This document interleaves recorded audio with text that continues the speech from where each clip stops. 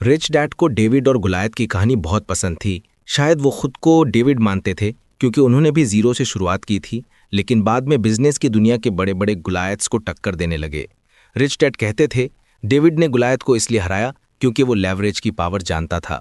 एक छोटा लड़का और एक सिंपल सी गुलेल उस डरावने राक्षस गुलायत से ज्यादा ताकतवर निकले। यही है लेवरेज की शक्ति। फाइनेंशियल वर्ल्ड में सबसे इंपॉर्टेंट वर्ड है कैश फ्लो और दूसरा सबसे इंपॉर्टेंट वर्ड है लेवरेज। रिच डैड कहते थे कि लेवरेज की वजह से ही कुछ लोग अमीर बन जाते हैं जबकि बाकी लोग नहीं बन पाते। लेवरेज एक ऐसी पावर है जो या तो आपके लिए काम करती है या आपके अगेंस्ट, और इसीलिए कुछ लोग इसका सही इस्तेमाल करते हैं, बहुत से लोग इसका गलत इस्तेमाल करते हैं और ज़्यादातर लोग इससे डरते हैं। अमेरिका में 5% से भी कम लोग अमीर हैं क्योंकि सिर्फ 5% लोग ही लेवरेज की पावर का सही इस्तेमाल करना जानते हैं। लेवरेज के कई टाइप्स होते हैं। एक जाना माना तरीका है पैसे उधार लेना यानी डेट। आज हम जानते हैं कि इस पावरफुल लेवरेज के गलत इस्तेमाल से कितनी गंभीर समस्याएं खड़ी हुई हैं। लाखों करोड़ों लोग फाइनेंशियली बुरी हालत में हैं क्योंकि वो कर्ज यानी डेट के लेवरेज की पावर का इस्तेमाल अपने खिलाफ करते हैं। इस गलत इस्तेमाल के कारण अब लोग इस तरह के लेवरेज से डरने लगे हैं और कहते हैं अपने क्रेडिट कार्ड्स काट दो, अपना हाउस लोन जल्दी से चुका दो और कर्ज से मुक्त हो जाओ। मेरे रिच डैड इस पर हंसते थे। उन्होंने कहा क्रेडिट कार्ड काटने से आप अमीर नहीं बनेंगे। हाँ, वो ये भी मानते थे कि अगर आप डेट के लेवरेज का गलत इस्तेमाल कर रहे हैं तो आपको जरूर अपने क्रेडिट कार्ड्स काट देने चाहिए और कर्ज से बाहर निकल जाना चाहिए। वो कहते थे कुछ लोगों को क्रेडिट कार्ड देना एक शराबी के हाथ में भरी हुई बंदूक थमाने जैसा है। लेकिन रिच डैड ने अपने बेटे और मुझे डेट के लेवरेज की शक्ति से डरना नहीं सिखाया। उन्होंने हमें यह सिखाया कि हम डेट के लेवरेज की शक्ति से फायदा कैसे उठा सकते हैं। इसीलिए वो अक्सर कहते थे डेट दो तरह का होता है, अच्छा डेट और बुरा डेट। अच्छा डेट आपको अमीर बनाता है और बुरा डेट आपको गरीब बनाता है। ज्यादातर लोगों पर बुरे डेट का बोझ है। इस बुक में आप जानेंगे कि कैसे कर्ज में डूबकर मैं और मेरी वाइफ किम यंग एज में ही अमीर बनकर रिटायर हुए थे। हम अच्छे डेट में डूबे थे और उसने हमें अमीर और फाइनेंशियली फ्री बना दिया था। हमने लेवरेज की पावर का सही इस्तेमाल किया, इससे डरे नहीं, इसका सम्मान किया और इसे सावधानी और समझदारी से प्रयोग किया। तो सवाल यह है कि हर कोई अमीर क्यों नहीं बन पाता जबकि सब में पोटेंशियल होता है। इसका जवाब है लेवरेज। इस बुक में 3 इंपॉर्टेंट टाइप्स के लेवरेज पर फोकस किया जाएगा। पहला है आपके माइंड का लेवरेज। ये सबसे इंपॉर्टेंट सेक्शन है। इसमें आप जानेंगे कि पैसा आपको अमीर नहीं बनाता है। दुनिया का सबसे पावरफुल लेवरेज आपका माइंड है जिसमें आपको अमीर या गरीब बनाने की शक्ति है। शब्द भी लेवरेज हैं। वर्ड्स पावरफुल टूल्स हैं, माइंड के टूल्स। जिस तरह आप डेट का प्रयोग करके अमीर या गरीब बन सकते हैं, उसी तरह शब्दों के प्रयोग से भी आप अमीर या गरीब बन सकते हैं। अमीर लोग अमीर शब्दों का प्रयोग करते हैं और गरीब लोग गरीब शब्दों का। रिच डैड अक्सर कहते थे आपका माइंड आपकी सबसे पावरफुल एसेट है या आपकी सबसे पावरफुल लाइबिलिटी। जैसे उन्होंने रिच डैड पुअर डैड में हमें कहने से मना किया था मैं इसका खर्च नहीं उठा सकता। रिच डैड कहते थे गरीब लोग अमीरों से ज्यादा बार कहते हैं मैं इसका खर्च नहीं उठा सकता। यही बुनियादी फर्क है। अगर आप यंग एज में अमीर बनकर रिटायर होना चाहते हैं तो आपको अपने माइंड का प्रयोग अपने खिलाफ नहीं बल्कि अपने फेवर में करना होगा। अगर आप ऐसा नहीं कर सकते तो इस बुक के अगले 2 सेक्शंस पर अमल करना आपके लिए आसान नहीं होगा। दूसरा है आपके प्लान का लेवरेज। इन्वेस्टिंग एक प्लान है। यंग एज में रिटायर होने के लिए किम और मेरे पास एक प्लान था, एक ऐसा प्लान जो जीरो से शुरू हुआ क्योंकि हमारे पास कुछ भी नहीं था। इस प्लान का एक गोल था, एक एग्जिट डोर था और इसकी एक टाइम लिमिट भी थी। हमारी टाइम लिमिट मैक्सिमम 10 साल थी। हमें इसमें 9 साल का टाइम लगा और हम 1994 में रिटायर हो गए। उस वक्त मेरी उम्र 47 साल थी और किम की 37। हमने जीरो से शुरुआत की थी, लेकिन प्लान के एंड तक हमारे पास $85,000 से $1,20,000 की सालाना आमदनी हो चुकी थी, जो मार्केट के उतार चढ़ाव पर डिपेंड करती थी। इस आमदनी के लिए हमें काम करने की ज़रूरत नहीं थी क्योंकि ये सिर्फ हमारी इन्वेस्टमेंट से हो रही थी। हमारा सालाना खर्च $50,000 से भी कम था, इसलिए हम फाइनेंशियली फ्री थे। यंग एज में रिटायर होने का एक फ़ायदा ये हुआ कि अब अमीर बनने के लिए हमारे पास फ्री टाइम था। फोर्ब्स मैगजीन के अनुसार अमीर वो होता है जिसकी सालाना आमदनी $10 लाख हो। इसका मतलब यह है कि रिटायरमेंट के वक्त हम फोर्ब्स के हिसाब से अमीर नहीं थे। हमारी प्लान ये थी कि रिटायर होने के बाद हम अपना टाइम इन्वेस्ट करने और बिजनेस बनाने में लगाएंगे। रिच डैड अक्सर कहते थे नौकरी के साथ प्रॉब्लम यह है कि ये अमीर बनने की राह में रुकावट बन जाती है। दूसरे शब्दों में हम यंग एज में इसलिए रिटायर हुए ताकि हमारे पास अमीर बनने का टाइम रहे।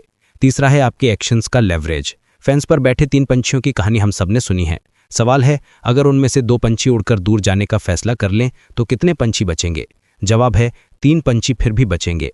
लेसन ये है, आप कोई काम करने का फैसला कर लेते हैं, इसका ये मतलब नहीं है कि आप उस काम को सच में कर लेंगे। अमेरिका में 5% से भी कम लोग अमीर हैं। हो सकता है बाकी के 95% लोग भी अमीर बनना चाहते हों, लेकिन सिर्फ 5% लोग ही इस दिशा में कोई कदम उठाते हैं। इस सफ़र की शुरुआत कैसे हुई? दिसंबर 1984 में किम, मेरा सबसे अच्छा दोस्त लैरी क्लार्क और मैं ब्रिटिश कोलंबिया के विस्लर माउंटेन पर स्कीइंग कर रहे थे। रात को हम एक छोटे से कैबिन में आग के पास बैठकर अपने फ्यूचर के प्लान्स डिस्कस करते थे। हमारे पास उम्मीदें तो बहुत थीं, लेकिन रिसोर्सेज बहुत कम थे। किम और मेरे पास आखिरी कुछ डॉलर्स बचे थे और लैरी एक नया बिजनेस शुरू करने की प्रोसेस में था। 1 जनवरी को हमने न्यू ईयर के लिए अपने गोल सेट किए, लेकिन इस साल कुछ अलग था। लैरी सिर्फ 1 साल के गोल से आगे सोचना चाहता था। वो ऐसे गोल सेट करना चाहता था जो हमारी रियलिटी को बदल दें। उसने कहा, हम लोग क्यों ना ये प्लान बनाएं कि हम सब फाइनेंशियली फ्री कैसे बन सकते हैं। उसके शब्द मेरे कानों में तो पड़े, लेकिन मैं उन्हें अपनी रियलिटी में फिट नहीं कर पा रहा था। मैंने इसके बारे में सोचा था, सपने देखे थे, लेकिन फाइनेंशियल फ्रीडम का आइडिया हमेशा फ्यूचर का ही आइडिया लगता था, आज का नहीं। मैंने कहा, फाइनेंशियली फ्री? जिस पल मैंने अपनी आवाज सुनी, मैं जान गया कि मैं कितना कमजोर हो गया था। हम इस बारे में कई बार बात कर चुके हैं, लैरी बोला, लेकिन अब वक्त आ गया है कि हम बातें बंद करें, सपने देखना छोड़ें और आगे बढ़ें। चलो इस प्लान को लिख लेते हैं। लिखने के बाद हम जान जाएंगे कि हमें ये काम करना ही है। पैसों की तंगी से परेशान किम और मैंने एक दूसरे की तरफ देखा। हमारे चेहरे पर डाउट और अनसर्टेनिटी साफ दिख रही थी। मैंने कुछ समय पहले ही अपना नायलॉन वॉलेट बिजनेस छोड़ दिया था। जब वो बिजनेस 1979 में फेल हो गया था तो मैंने 5 साल मेहनत करके उसे दोबारा खड़ा किया और फिर छोड़ दिया, क्योंकि बिजनेस इतना बदल गया था कि अब प्रोडक्शन अमेरिका में नहीं बल्कि चाइना, ताइवान और कोरिया में हो रहा था। मैं खुद को अमीर बनाने के लिए चाइल्ड लेबर का इस्तेमाल बर्दाश्त नहीं कर सकता था। मैंने बिजनेस छोड़ दिया, लेकिन मेरे पास अनमोल सीख और अनुभव था। लैरी ने कहा, छोड़ो भी, हम बड़े गोल सेट करते हैं, चलो फ्रीडम का गोल सेट करते हैं। मैंने प्रोटेस्ट किया, लेकिन हमारे पास ज्यादा पैसे नहीं है, हम तो बस अगले 6 महीने या 1 साल जैसे तैसे काट लेना चाहते हैं। एक बार फिर मुझे अपने कमजोर शब्दों से झटका लगा। मेरा कॉन्फिडेंस सच में कमजोर हो गया था। तो ये एक नई शुरुआत है। लैरी पीछे पड़ गया था। मैं फिर बोला, लेकिन जब हमारे पास पैसा ही नहीं है तो हम जल्दी रिटायर कैसे हो सकते हैं? लैरी चिढ़ने लगा था। मैंने ये नहीं कहा कि हम 1 साल में रिटायर होने वाले हैं, मैं तो सिर्फ ये कह रहा हूं कि हम अभी रिटायर होने की प्लान बना ले। चलो गोल लिख लेते हैं, प्लान बना लेते हैं और फिर उस पर फोकस करते हैं। ज्यादातर लोग 65 की उम्र में रिटायरमेंट प्लान करते हैं। मैं ऐसा नहीं करना चाहता। मैं सिर्फ गुजारा करने के लिए जिंदगी भर काम नहीं करना चाहता, मैं अमीर बनना चाहता हूं। जब मैंने लैरी के मुंह से ये सब सुना तो मेरे अंदर एक आवाज आई जो मुझे बता रही थी कि यंग एज में फाइनेंशियली फ्री होना अनरियलिस्टिक है। अचानक मुझे अपने रिच डैड की बातें याद आई। वो कहते थे, तुम्हारी सबसे बड़ी चुनौती तुम्हारा सेल्फ डाउट और तुम्हारा आलस है। यही चीजें डिफाइन करती हैं कि तुम कौन हो। अगर तुम बदलना चाहते हो तो तुम्हें अपने सेल्फ डाउट और आलस से लड़ना होगा। ये आसान है कि जैसे हो वैसे ही बने रहो। ज्यादातर लोग जिंदगी भर वैसे ही रहने का ऑप्शन चुनते हैं। जब तुम अपने सेल्फ डाउट और आलस से लड़ोगे तभी अपनी फ्रीडम का दरवाजा खोज पाओगे। मुझे एहसास हुआ कि ये आगे बढ़ने या हार मानकर घर लौट जाने का टाइम था। ये डिसीजन का टाइम था। मैं अपने सेल्फ डाउट और आलस के सामने हार मान सकता था या फिर मैं अपने बारे में अपनी सोच बदल सकता था। ये आगे बढ़ने या पीछे हटने का टाइम था। मैंने कहा, ठीक है, चलो ये काम कर देते हैं। चलो हम फाइनेंशियली फ्री होने का गोल सेट करते हैं। ये 1985 का न्यू ईयर डे था। 1994 में किम और मैं फाइनेंशियली फ्री थे। लैरी ने जो कंपनी शुरू की थी वो 1996 में इंक मैगजीन की सबसे तेजी से बढ़ने वाली कंपनीज में से एक थी। लैरी 1998 में 46 साल की उम्र में रिटायर हो गया। जब भी मैं ये कहानी सुनाता हूं तो लोग मुझसे पूछते हैं, कैसे, आपने ये किया कैसे? तब मैं कहता हूं, कैसे इंपॉर्टेंट नहीं है, इंपॉर्टेंट तो ये है कि हमने ये क्यों किया। क्यों के बिना कैसे पॉसिबल ही नहीं था। रिच डैड अक्सर कहते थे, ज्यादातर लोग जो काम कर सकते हैं उसे इसलिए नहीं कर पाते क्योंकि उनके पास पर्याप्त शक्तिशाली क्यों नहीं होता। एक बार आप जब क्यों खोज लेंगे तो दौलत तक कैसे पहुंचे का रास्ता खोजना आसान है। उस रात ठंडे पहाड़ी कैबिन में बैठकर मैंने खुद से कहा, जल्दी अमीर बन के रिटायर क्यों ना हुआ जाए, इसमें गलत क्या है? मेरा दिमाग धीरे धीरे खुलने लगा। मैंने सोचा, मैं इस आइडिया के खिलाफ आर्ग्यू क्यों कर रहा हूं? 25 साल की उम्र में मैंने प्लान बनाई थी कि मैं अमीर बन जाऊंगा और 30 से 35 की उम्र में रिटायर हो जाऊंगा।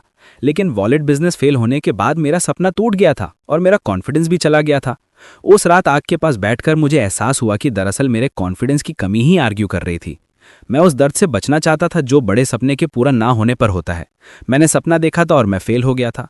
उस रात मुझे एहसास हुआ कि मैं सपने के खिलाफ नहीं बल्कि दोबारा फेल होने के खिलाफ आर्ग्यू कर रहा था। तब मुझे अपना असली क्यों मिल गया। पहला, मैं कंगाल रहने और पैसों के लिए हमेशा स्ट्रगल करने से थक गया था। अब मेरे लिए अमीर बनने का टाइम आ गया था। दूसरा, मैं एवरेज होने से थक गया था। स्कूल में टीचर्स कहते थे रॉबर्ट होनहार बच्चा है, लेकिन वो पढ़ने में मन नहीं लगाता। अब वक्त आ गया था कि मैं एवरेज बले रहना छोड़ दूं। तीसरा, जब मैं 8 साल का था तो मैंने घर आकर अपनी माँ को किचन केबल पर रोते देखा। वो इसलिए रो रही थी क्योंकि हम बिल्स के पहाड़ तले दबे थे। मेरे पुअर डैड ज़्यादा से ज़्यादा पैसे कमाने की पूरी कोशिश कर रहे थे, लेकिन स्कूल टीचर के रूप में उनकी कमाई ज़्यादा नहीं थी। उसी दिन मैंने उन जवाबों को खोजने का फैसला कर लिया था जो मेरी माँ की मदद कर सकें। उस रात पहाड़ पर मुझे एहसास हुआ कि मुझे वो जवाब मिल गए हैं। और चौथा, सबसे दर्दनाक क्यों, ये था कि मेरी जिंदगी में किम थी। मुझे मेरी सोलमेट मिल गई थी और वो इस फाइनेंशियल झंझट में इसलिए फंसी हुई थी क्योंकि वो मुझसे प्यार करती थी। उस रात पहाड़ पर मुझे एहसास हुआ कि मैं किम के साथ वही कर रहा था जो मेरे पुअर डैड ने मेरी मॉम के साथ किया था। मैं एक फैमिली पैटर्न को रिपीट कर रहा था। उस पल मुझे अपना असली क्यों मिल गया। आपका क्यों आपको कैसे करने की पावर देता है। रिच डैड कहते थे, अगर तुम कोई चीज़ चाहते हो तो पैशनेट बनो। पैशन से लाइफ में एनर्जी आती है। अगर तुम कोई चीज़ चाहते हो जो तुम्हारे पास नहीं है तो पहले पता लगाओ कि तुम अपनी मनचाही चीज़ से प्यार क्यों करते हो और उसे ना पाने से नफरत क्यों करते हो। जब तुम इन दोनों विचारों को मिला दोगे तो तुम्हें वो एनर्जी मिल जाएगी जो तुम्हें हर मनचाही चीज़ पाने के लिए प्रेरित कर देगी। तो एक लव और हेट की लिस्ट बनाइए। जिस चीज़ से प्यार है, जैसे अमीर होना, फ्री रहना, वो लिखिए। और जिन चीज़ों से नफरत है, जैसे गरीब होना, काम करते रहना, वो लिखिए। ये आपको अपना क्यों डिफाइन करने में मदद करेगा। ये फैसला करने के कुछ हफ्ते बाद जब हमारा पैसा खत्म हो गया तो किम और मुझे 3 हफ्ते तक एक कार में रहना पड़ा, लेकिन हमारे क्यों ने हमें आगे बढ़ने की शक्ति दी। लगभग 10 इयर्स की कड़ी मेहनत और संघर्ष के बाद मैं 47 साल की उम्र में फाइनेंशियली फ्री हो गया। उस साल 1994 में मेरे एक दोस्त ने, जो खुद 41 की उम्र में रिटायर हो चुका था, मुझे सलाह दी, कंपनी बिकने के बाद कम से कम 1 साल की छुट्टी ज़रूर लेना। मैंने कहा, 1 साल? मैं तो ज़िंदगी भर छुट्टी मनाना चाहता हूँ। उसने कहा, नहीं, तुम ऐसा नहीं कर पाओगे। 3 महीने में तुम बोर हो जाओगे और कोई नया बिजनेस शुरू करने का सोचने लगोगे। इसलिए ये गोल बना लो कि कम से कम 1 साल तक कोई नया बिजनेस शुरू करने के बारे में सोचोगे भी नहीं। उसने समझाया कि बहुत कम लोगों के पास वो अवसर होता है जो तुम्हारे पास है। बहुत कम लोग इतने सक्षम हो पाते हैं कि वो काम करना छोड़ दें। ये एक ऐसा गिफ्ट है जो बहुत कम लोगों को मिलता है, इसलिए इसका आनंद लो। 1 साल तक कुछ भी मत करो। उसने मुझे बताया कि कैसे उसने खुद बिजनेस बनाए, बेचे और तुरंत दूसरा शुरू कर दिया। वो रुकने का मतलब ही नहीं जानता था। आखिरकार उसने 1 साल का ब्रेक लिया, अपने परिवार के साथ फिजी और इटली गया और उसने कहा कि वो उस 1 साल में दोबारा एक समझदार इंसान बन पाया। मेरे लिए भी सबसे मुश्किल काम था हाथ पर हाथ रखकर बैठना। मैं सुबह जल्दी उठ जाता था और एहसास होता था कि दिन भर के लिए कोई प्लान ही नहीं है। मैं बेचैन और चिड़चिड़ा हो गया। किम ने मुझे एक दिन किचन में इधर उधर घूमते देखा तो पूछा, तुम अपने दोस्तों को फ़ोन क्यों नहीं करते? मैंने जवाब दिया, किया था, लेकिन वो सब अपने काम में बिजी हैं। कुछ महीने बाद हम फिजी गए। वो आइलैंड बहुत सुंदर था, लेकिन मैं वहाँ भी बेचैन था। मैं उठता, हेल्दी नाश्ता करता, जॉगिंग करता और फिर दिन भर बीच पर आराम करता। 1 घंटे बाद ही मैं पागल हो जाता। मैं अमेरिका लौटने और कोई नया बिजनेस शुरू करने के लिए बेचैन था। हम उस स्वर्ग से निकले और घर की तरफ चल दिए। आखिरकार मैंने फैसला किया कि मैं अपने छोटे से रैंच पर जाकर रहूंगा। वहाँ टीवी या रेडियो नहीं था। धीरे धीरे मैं शांत होने लगा और आखिरकार उस 1 साल की छुट्टी का आनंद लेने लगा। अपने पहाड़ी कैबिन में अकेले बैठने पर मुझे अपने जीवन के बारे में सोचने का समय मिला। हाई स्कूल के दिन, पुराने दोस्त, पुराने बिजनेस पार्टनर, सब कुछ याद आया।